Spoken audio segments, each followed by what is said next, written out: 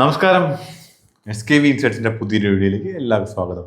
Hey, Kantara കണ്ടിറങ്ങിയിരിക്കുകയാണ്. Kantara chapter 2 ഞാൻ actually കാണുന്നത് OTTയിലായിരുന്നു.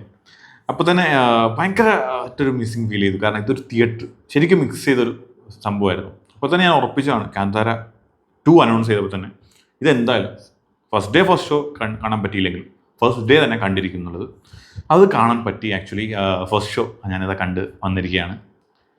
ഞെട്ടിച്ച് കളഞ്ഞു സിനിമ. ആക്ച്വലി ട്രെയിലർ കണ്ടപ്പോൾ എനിക്ക് അത്രത്തോളം പ്രതീക്ഷ ഉണ്ടായിരുന്നില്ല.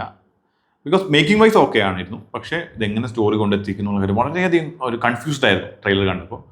പക്ഷേ അതാണ് പറഞ്ഞു, ഞെട്ടിച്ച് കളഞ്ഞു. പ്രത്യേകിച്ച് ഈ ഒരു മനുഷ്യൻ ഋഷഭ് ഷെട്ടി എഴുതി, അഭിനയിച്ച്, സംവിധാനം ചെയ്ത് ഫലിപ്പിച്ചു എന്ന് തന്നെ പറയണം. ഫലിപ്പിച്ചു എന്നല്ല, അതിൻ്റെയൊക്കെ വളരെ കുറഞ്ഞു പോകും. അതൊക്കെ അത്ര ഗംഭീരമായിട്ട് ആൾ ചെയ്തു വെച്ചിട്ടുണ്ട്. എഴുതുന്ന പണി അത്ര എളുപ്പമുള്ള പരിപാടിയല്ല, അറിയാമല്ലോ നമുക്ക്. ഒരു സിനിമയുടെ നട്ടല് എന്ന് പറയുമ്പോൾ തന്നെ എഴുത്താണ്. അത് കഴിഞ്ഞ് സംവിധാനം എന്ന് പറയുമ്പോൾ അതിലും വലിയൊരു തലവേദന വേറെ ഇല്ലെന്ന് പറഞ്ഞാൽ പറയും. അതിൻ്റെ കൂടെ അഭിനയം, ആളുടെ പെർഫോമൻസ് നമ്മൾ ഓൾറെഡി ചാപ്റ്റർ 2 കണ്ടതാണ്. ചാപ്റ്റർ 1 വരുമ്പോൾ അതിലും ഉപരിയായിട്ടുള്ള സാധനങ്ങൾ ചെയ്തു വെച്ചിട്ടുണ്ട്. ഇതിൽ ഋഷഭ് ഷെട്ടി ഓഫ് കോഴ്സ് നന്നായിട്ട് ചെയ്തതുപോലെ തന്നെയാണ്. പക്ഷേ ഇതിൽ എന്നെ ഭയങ്കരമായിട്ട് ഞെട്ടിച്ച് കളഞ്ഞ ഒറ്റ കൂടി ഉണ്ട്, നമ്മുടെ മലയാളത്തിൽ നിന്നും സ്വന്തം ജയറാമേട്ടൻ. കുറേ കാലങ്ങളായിട്ട് ട്രോളുകളും കാര്യങ്ങളും ഒക്കെ ഏറ്റുവാങ്ങിയ അദ്ദേഹം സൂപ്പർബായിട്ട് തന്നെ അദ്ദേഹം, പ്രത്യേകിച്ചും ക്ലൈമാക്സിനോട് അടുക്കുമ്പോഴൊക്കെ ആളുടെ പെർഫോമൻസ് സൂപ്പറായിരുന്നു. നല്ല രീതിയിൽ തന്നെ ആൾ ചെയ്തു വെച്ചിട്ടുണ്ട് എന്നുള്ളതാണ്. ഇതിനെ അഭിനയിച്ച ഓരോ ആൾക്കാരും ആക്ച്വലി ഇതിനകത്ത് ഈ സിനിമ എല്ലാ രീതിയിലും ചെയ്തിട്ടുണ്ട്. എല്ലാവരും അഭിനയിച്ച അവരുടെ റോൾസ് വളരെയധികം മികച്ചതായിട്ട് ചെയ്തിട്ടുണ്ടെന്ന് തന്നെ പറയണം. അതുപോലെ നമ്മൾ കാന്താര 1 കണ്ട പോലത്തെ ആ സ്പിരിച്വൽ ആ ഒരു പരിപാടികളുണ്ട്. പിന്നെ അത്യാവശ്യം ആക്ഷൻ കൊറിയോഗ്രാഫിയൊക്കെ സൂപ്പർ, ഒന്നും പറയാനില്ലടേ. എന്ത് കിട്ടലായിട്ടാണ് ചെയ്തു വെച്ചിരിക്കുന്നത്. പ്രത്യേകിച്ച് കാട്ടിലകത്തൊരു ഫൈറ്റ് ഉണ്ട്, ഇൻ്റർവൽ ഫൈറ്റൊക്കെ സൂപ്പർ. ഞാൻ അടുത്തിടെ കണ്ടിരിക്കുന്ന ഫൈറ്റുകളിലൊക്കെ വെച്ച് ഏറ്റവും സൂപ്പർ എന്ന് തന്നെ പറയണം.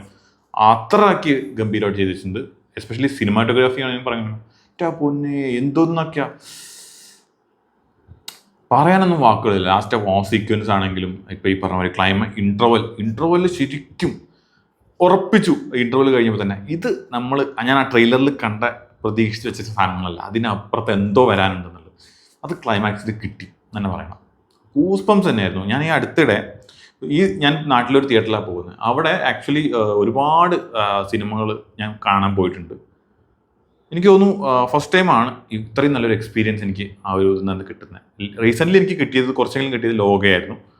അതിന് മുന്നേ എനിക്ക് അത്ര വലിയ ഓർമ്മയില്ല. എന്നാലും പക്ഷെ അതിലൊക്കെ ഉപരി എനിക്ക് കണ്ടതിൽ വെച്ച് ഏറ്റവും നല്ല അപ്ലോസ് ഞാൻ കണ്ട തിയേറ്ററിലെ കാര്യമാണ് പറയുന്നത്, എനിക്ക് കിട്ടിയിരിക്കുന്നത് ഇന്നത്തെ ഒരു ദിവസമാണെന്ന് തന്നെ പറയുന്നത്. അത്ര ഗംഭീരം, ഇത്രയും ഓഡിയൻസ് ഒന്നും ഞാൻ ഇത്രയും നല്ല രീതിയിൽ എൻജോയ് ചെയ്യുന്നത് ഞാൻ വേറെ സിനിമയ്ക്ക് കണ്ടിട്ടില്ല എന്ന് തന്നെ പറയണം ഈ ഒരു തിയേറ്ററിൽ നിന്ന്.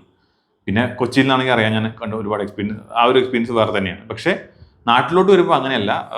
അത്ര വലിയൊരു സിനിമയോട് അത്ര ഭയങ്കരമായിട്ട് എല്ലാ ഷോയും ഹൗസ്ഫുൾ ആവുന്ന രീതിയിലൊന്നും ഉള്ളൊരു തിയേറ്ററൊന്നും അല്ല, നോർമൽ ഒരു തിയേറ്ററാണ്. പക്ഷെ അവിടെ പോയി കണ്ടപ്പോൾ പോലും എനിക്ക് ആ എക്സ്പീരിയൻസ് കിട്ടുമായിരുന്നു. എന്തായാലും എനിക്കിതൊരു 2-3 പ്രാവശ്യം കാണും തന്നെ പറയുന്നു. കാര്യം അത്രയ്ക്ക് തിയേറ്ററിൽ എക്സ്പീരിയൻസ് ചെയ്യാനുണ്ടടി. അതുകൊണ്ട് തന്നെയാണ് പറയുന്നത്.